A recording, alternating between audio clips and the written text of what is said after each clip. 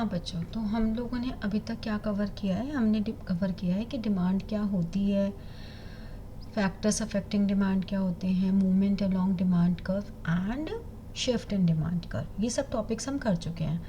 अब हम लोग करेंगे law of demand. Law of demand क्या कहता है? वही जो हम लोगों ने फैक्टर्स अफेक्टिंग में किया था, first point price of a commodity, उसी से लॉ ऑफ डिमांड निकल कर आता है कि लॉ ऑफ डिमांड कहता है कि देयर इज नेगेटिव रिलेशन। किसका नेगेटिव रिलेशन है? Negative relationship between price of commodity and it's demand. लेकिन सिर्फ इतनी सी बात नहीं है, हम नेगेटिव की जगह इन्वर्स वर्ड भी यूज़ कर सकते हैं। बात भावनाओं से है, बस भावनाएं समझ में आनी चाहिए, है ना। तो इन्वर्स या negative relationship between price of a commodity and it's demand being other factors remain constant. जो हमारे अदर फैक्टर्स हैं वो कांस्टेंट रहें। ये जो लाइन है ना, being other factors remain constant, इस लाइन का मतलब है, इसके लिए एक टर्म यूज करते हैं सेट्रिस पैरिबस। तो हम ये भी कह सकते हैं there is inverse relationship between price of a commodity and its price ceteris paribus, ऐसे भी लिख सकते हो आप इसे, ठीक है। यानी कि अदर फैक्टर्स हमेशा सेम रहें। अब ये अदर फैक्टर्स कौन से हैं? जो भी प्राइस ऑफ कमोडिटी के अलावा हैं।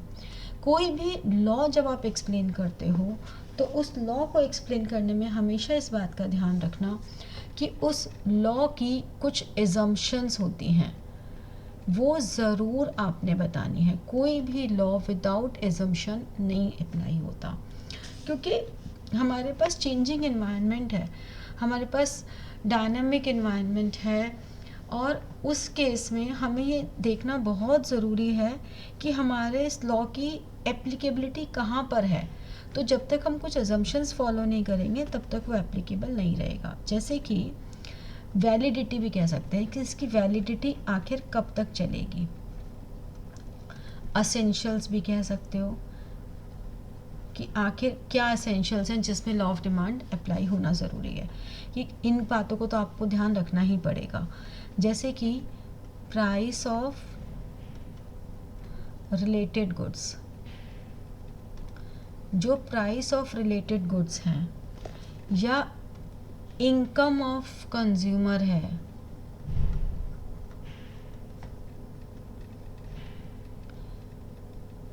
Will remain same. इनमें कोई चेंज नहीं होगा, ये सेम रहेगी, अनचेंज्ड रहेगा। इवन टेस्ट एंड प्रेफरेंसेस, मैंने कहा ना जितने भी फैक्टर्स हैं प्राइस के अलावा, टेस्ट एंड प्रेफरेंसेस रिमेन। आपका सेम टेस्ट रहना चाहिए, क्योंकि अगर आपका टेस्ट ही चेंज हो गया तो आपको कोई फ़र्क नहीं पड़ता फिर उसके प्राइस से, ठीक है।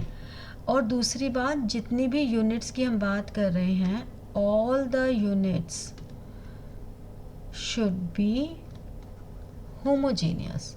अगर होमोजीनियस गुड्स नहीं हैं तो भी हमारा लॉ अप्लाई नहीं होगा, क्योंकि अगर मान लो हमें मान लो शर्ट पसंद आई, अब हमें दूसरी शर्ट अलग कलर अलग डिज़ाइन की है, तो फिर वहाँ थोड़ा ना लॉ ऑफ डिमांड अप्लाई हो जाएगा। और हम सिर्फ नॉर्मल गुड्स की ही बात कर रहे हैं, ठीक है ना। कोई भी Giffen goods, luxury goods, no Veblen. Veblen मतलब जो स्टेटस सिंबल गुड्स होती हैं। गिफन गुड्स मतलब जो लो क्वालिटी गुड्स होती हैं। तो इनकी हम बात नहीं कर रहे, हम सिर्फ नॉर्मल गुड्स की बात कर रहे हैं। और एक सबसे बड़ी बात, रैशनल कंज्यूमर। कंज्यूमर का रैशनल होना बहुत ज़रूरी है। Means consumer wants to consume, consumer की इच्छा होनी चाहिए कंज्यूम करने की। तो ये हमारा लॉ ऑफ डिमांड कहता है। अब जब हम लॉ ऑफ डिमांड की बात करते हैं तो देखो, डिमांड कर्व जो हम अभी शुरू से बनाते आ रहे हैं, ये बात नोटिस की होगी कि हम शुरू से लीनियर डिमांड कर्व ही बनाते आ रहे हैं, क्योंकि हमारे सिलेबस में लीनियर ही चलता है। ये डिमांड कर्व है, इसे कहते हैं लीनियर डिमांड कर्व। इसमें हमने कहा ये प्राइस और ये क्वांटिटी, यानी कि इस प्राइस पर ये क्वांटिटी डिमांडेड है। तो अगर प्राइस कम ज़्यादा होगा तो क्वांटिटी, अगर प्राइस कम हो गया तो क्वांटिटी बढ़ जाएगी। अगर प्राइस P1 से P2 पर आ गया तो क्वांटिटी Q1 से Q2 पे चली जाएगी। ठीक है, ये लॉ ऑफ डिमांड है। अब जब हम लीनियर डिमांड कर्व की बात उठा रहे हैं तो इसमें कुछ बातें और समझ लो। देखो, ये हमारे पास है क्वांटिटी और ये हमारे पास है प्राइस। लीनियर डिमांड कर्व की एक कंडीशन होती है that Q is equal to A minus B P. अब ये क्या आ गया, Q तो हमारे पास क्वांटिटी डिमांडेड है,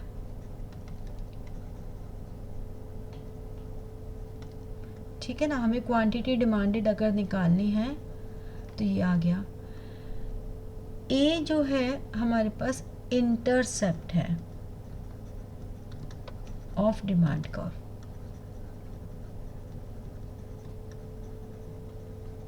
यानी कि अगर ये डिमांड कर्व है पूरा,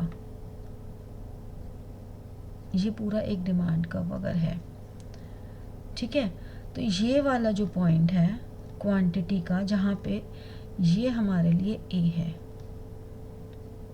ठीक है, तो A जो पॉइंट है वो हमेशा क्वांटिटी वाला जो एक्सिस है उस पे जो इंटरसेप्ट है डिमांड कर्व का वो होता है, ठीक है। तो जहाँ पर एट पॉइंट A, अगर हम सिर्फ A की बात करें तो ये हमारे डिमांड कर्व का वो पॉइंट है जहाँ पे प्राइस 0 है, ठीक है ना। A एक वो पॉइंट है जहाँ पे प्राइस इज 0, यहाँ पे प्राइस 0 है बिल्कुल। यहाँ पे जितनी क्वांटिटी है ये हमारे 0 प्राइस पे भी हम इतनी क्वांटिटी मांग रहे हैं, ये वो है, ठीक है। उसके बाद जैसे जैसे प्राइस में चेंज हो रहा है हमारी क्वांटिटी में भी चेंज हो रहा है, तो वो एक आगे आएगा। जैसे कि बी पॉइंट क्या है, स्लोप ऑफ डिमांड कर्व।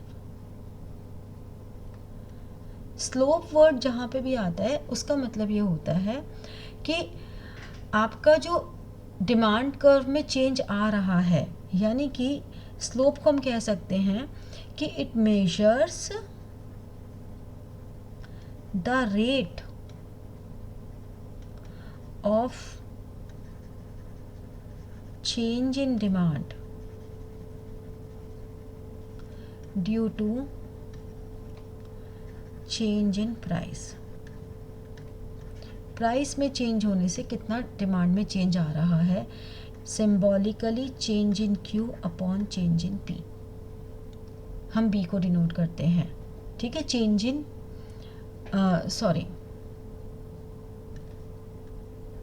ये होगा, मैंने उल्टा लिख दिया, change in P upon change in Q, ठीक है। तो change in P upon change in Q हमारा स्लोप ऑफ डिमांड कर्व होगा। स्लोप हमेशा किसी भी डायग्राम की शेप डिसाइड करता है कि उस डायग्राम की शेप कैसी होगी, ठीक है। यानी कि अगर ये डाउनवर्ड है तो इस डाउनवर्ड होने का रीज़न क्या है, ये स्लोप। तो कोई भी डिमांड कर्व या कोई भी आगे कर्व हम जो भी पढ़ेंगे उसका जब हम स्लोप पढ़ेंगे तो हम कहते हैं स्लोप का मतलब हो गया why the shape of that curve appears in this manner, ठीक है। तो ये हमारे पास है, और P तो हमारे पास है ही प्राइस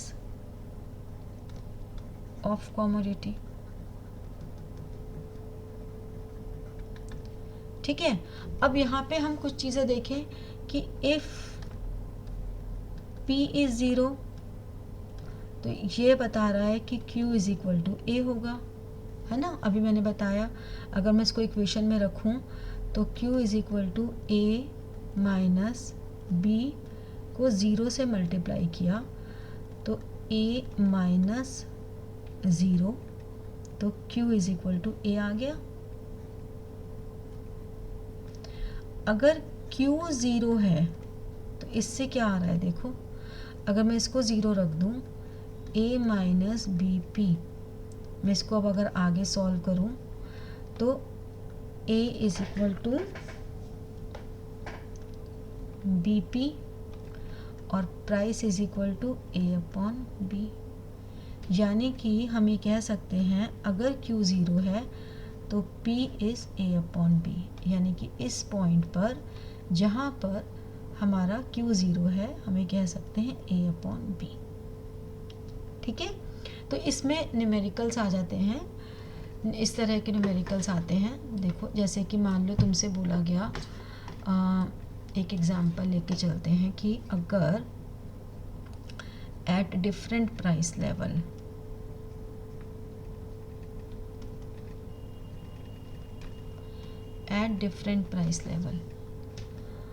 अगर हमारा P की वैल्यू मान लो 1 है, 2 है और 3 है, A हमेशा एक कांस्टेंट वैल्यू रहती है।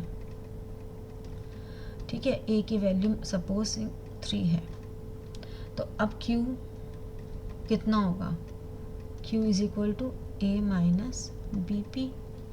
तो यानी कि हम पहले वाले केस में 3 माइनस हमारे पास चेंज इन B क्या है, change in P upon change in Q। तो यहाँ पे तो Q में कोई चेंज ही नहीं आ रहा है अभी, ठीक है ना, तो हमें स्लोप तो पता ही नहीं है अभी। तो यहाँ पे हम सिंपली, अगर हमें ये वैल्यू दी हुई है, इसकी भी वैल्यू सपोज तुम्हें दी हुई है 0.2, तो तुम अब आराम से निकाल लोगे 0.2 इंटू 1, तो 3 माइनस 0.2 2.8, फिर यहाँ पे 3 माइनस 0.2 इंटू 2, तो 3 माइनस 0.4 2.6, फिर 3 माइनस 0.2 इंटू 3, तो 3 माइनस 0.6 2.4। तो हमारे जैसे जैसे प्राइस इंक्रीज हुआ हमारी क्वांटिटी डिक्रीज हो गई। ठीक है, और ये डायग्राम में ये पूरा जो डिमांड कर्व है इसको हम इस इक्वेशन से दिखा रहे हैं। तो इस तरह से ये हमारा लीनियर डिमांड फंक्शन वर्क करता है। अब वापस हम अपने लॉ ऑफ डिमांड वाले कॉन्सेप्ट पर आते हैं। तो हमारा जो लॉ ऑफ डिमांड है, हमने कहा उससे ही हम लीनियर पर आए थे कि जो लीनियर डिमांड कर्व है उसका मतलब क्या हुआ कि उसका स्लोप नेगेटिव है, और डिमांड कर्व यही कहता है कि there is a negative relationship between price and quantity. तो what are the reasons behind downward slope of demand curve? अब तुमसे चाहे ये पूछें, अब इसी बात को पूछने के अलग अलग भिन्न भिन्न तरीके हो सकते हैं। जैसे कि सेम बात को पूछा जा सकता है why law of demand operates, आखिर ये ऑपरेट ही क्यों कर रहा है। Next, why consumer purchases more at less price, और वाइसा वर्सा। वाइसा वर्सा में क्या हो सकता है कि why consumer purchase less at more price. तो ये जो हमारे पास है कि why law of demand curve operates, या what are the reasons for downward slope of demand curve, why consumer behaves against prices, वो प्राइसेस के अगेंस्ट कैसे बिहेव करता है। एक ही तो बात है, वही तो पूछना चाह रहे हैं। तो हर एक बात की एक ही बात है, ये सब बातें एक ही चीज़ की तरफ इंडिकेट कर रही हैं, हमें एक ही आंसर देना है। तो हमारे पास इसके क्या रीजंस होते हैं, देखो 4 रीजंस हैं।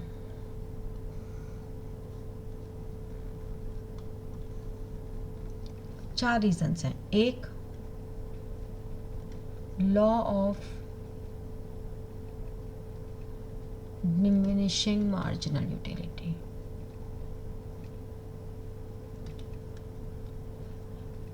Law of diminishing marginal utility क्या कहता है कि as a consumer consumes more and more units of one commodity, the satisfaction derived from each commodity decreases.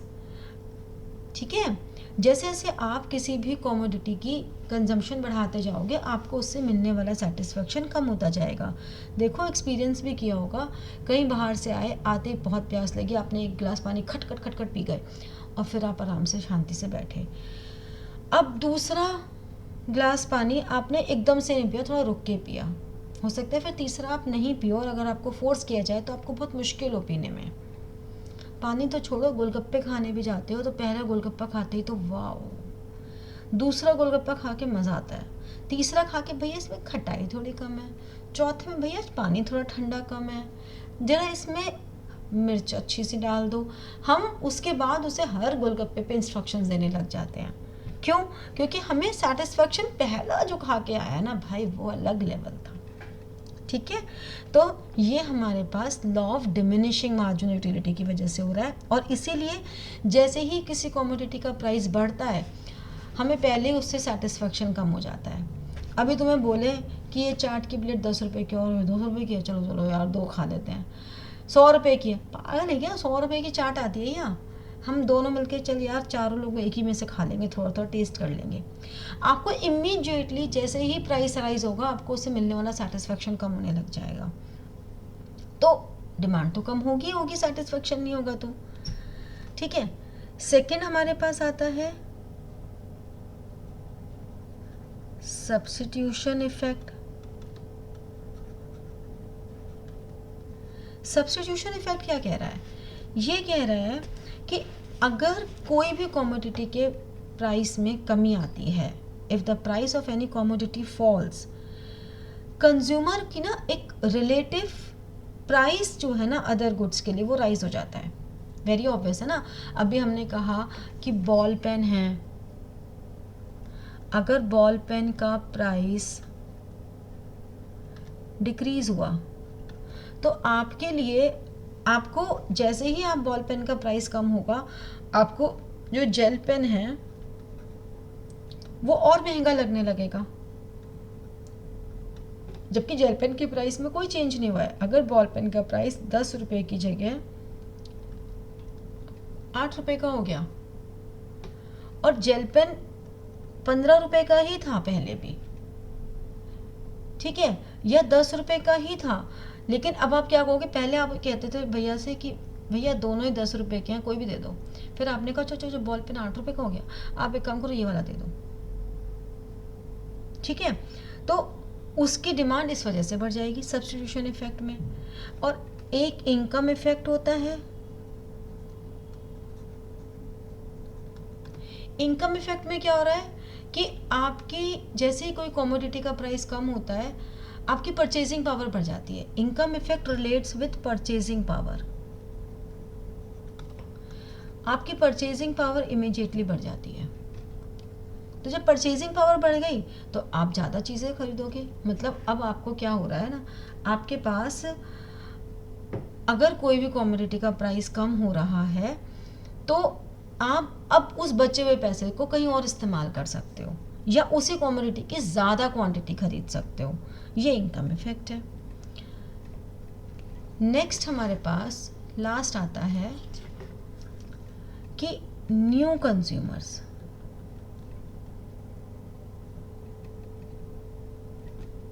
Creating demand. Market में नए नए कंज्यूमर आएंगे, नए कंज्यूमर आएंगे तो वो कमोडिटी की डिमांड बढ़ाना शुरू कर देंगे, तो ओवरऑल डिमांड बढ़ जाएगी। ठीक है ना। तो ओवरऑल डिमांड कैसे बढ़ रही है, क्योंकि हमारे नए कंज्यूमर्स आ गए मार्केट में और उनको पता लगा अच्छा ये गुड्स अच्छी है, गुडविल बहुत अच्छी है आपकी, तो आपकी एकदम प्रोडक्ट की डिमांड बढ़ जाएगी। ठीक है ना। तो ये हमेशा चलता रहेगा। लेकिन अब हम कॉइन को फ्लिप कर देते हैं, हमें कहते हैं कि लॉ ऑफ डिमांड बहुत सारी ऐसी जगह है जहाँ पे अप्लाई नहीं होता। There are lot of places where law of demand do not apply. ऐसी कौन सी जगह है? एक्सेप्शंस। यार ये कलर तो अच्छा नहीं लग रहा, चेंज करते हैं। ये अच्छा लग रहा है, डार्क पे डार्क थोड़ा अच्छा लगता है। चलो ये करते हैं, ये प्यारा लग रहा था। ये देखो क्या निखर कर आता है। Exceptions to the law of demand. आखिर लॉ ऑफ डिमांड की एक्सेप्शंस क्या हैं? कहाँ पर कौन सी ऐसी जगह हैं जहाँ पे लॉ ऑफ डिमांड अप्लाई नहीं होता? मैं आपको शुरू से बताती आ रही हूँ। Given goods, low quality goods है, यहाँ पे लॉ ऑफ डिमांड अप्लाई नहीं होता बिल्कुल भी। ठीक है ना, क्योंकि आप इस पे, बल्कि जैसे आपकी इनकम से भी मैंने बताया था कि इनकम इंक्रीज होगी तो आप इसकी प्रोडक्शन कम कर दोगे। और अगर गिवन गुड्स की प्राइस कम होगा तो प्राइस कम होने से इसके ऐसा नहीं है कि इसकी डिमांड बढ़ जाएगी। अगर मान लो सपोजिंगली हम मिल्क ले रहे हैं, चलो 20 रुपये किलो का, 20 रुपये लीटर वाला, सॉरी 20 रुपये लीटर का मिल्क है, ठीक है, और एक है 22 रुपये वाला। अब अगर 20 वाला कम होके 18 का हो गया और 22 वाला कम होके 20 का हो गया, तो अब हमें क्या लगेगा, यार 20 रुपये तो हम पहले भी खर्च कर ही रहे थे ना। तो इस 20 वाले की 18 होने से डिमांड नहीं बढ़ी, लेकिन इस 22 वाले की 20 पे होने से डिमांड बढ़ गई। ये नॉर्मल गुड थी क्योंकि, और ये गिवन गुड्स थी, तो गिवन गुड्स पे ये हमारा अप्लाई नहीं होता। फिर एक मैंने अभी आपको बताई थी Veblen goods, status symbol goods. भाई एक बात है, BMW अगर 10 लाख के मिलने लग गई तो वो तो कोई खरीदेगा ही नहीं भाई। हमारा स्टेटस सिंबल ये है कि मेरे घर के आगे BMW खड़ी है। ठीक है ना। मैं डायमंड पहनती हूँ क्योंकि डायमंड महंगा है। अब अगर डायमंड सस्ता आएगा तो फिर तो वो ऐसे नगीने हो गए, डायमंड थोड़ा रह गया, फिर तो वो हर कोई पहन रहा है, तो मैंने अलग क्या पहना भाई। समझ रहे हो। तो कुछ चीज़ें होती हैं जो स्टेटस सिंबल के लिए होती हैं और वो तभी रहेंगी मार्केट में जब उनका प्राइस हाई होगा। अगर वो सस्ती कर दोगे तो उनकी डिमांड खत्म हो जाएगी। ठीक है। एक ये पॉइंट मैंने फैक्टर्स अफेक्टिंग में वैसे करवाया था कि expectation of price rise in future. अगर मुझे लग रहा है कि फ्यूचर में इस चीज़ का प्राइस और बढ़ने वाला है, टमाटर के प्राइस अभी 300 रुपये, मुझे पता लग रहा है कि यार 300 महंगा है लेकिन अभी तो 400-500 भी जाने वाला है।